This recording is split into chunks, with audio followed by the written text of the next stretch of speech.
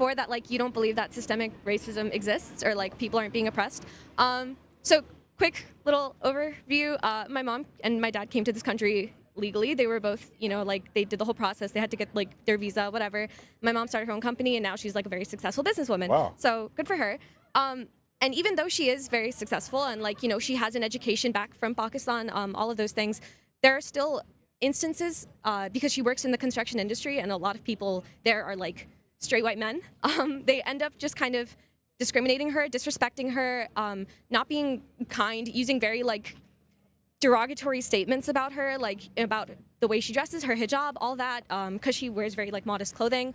She thinks that they think that she's oppressed, even though she's a businesswoman and she's like the CEO of a company. And do you think that everyone is racist? No. I would argue that everyone is, even myself.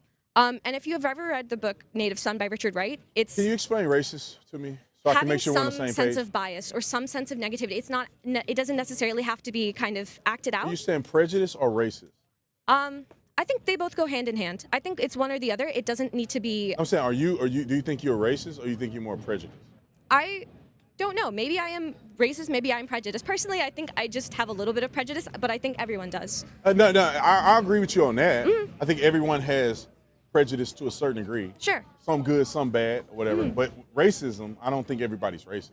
Why would you say that just because everyone is prejudiced, that doesn't mean that everyone is racist? Sure. Like, I'm not racist. I don't care none of. I don't even look at people's color. I don't even know what half of people are. So I mean, who knows? But I would kind of make the point that prejudice within people, which I think exists in every one of us today, is something that needs to be worked on. And I feel like the failure of politicians is that they don't think that they need to work on it. They get this ego trip from being in a position of power.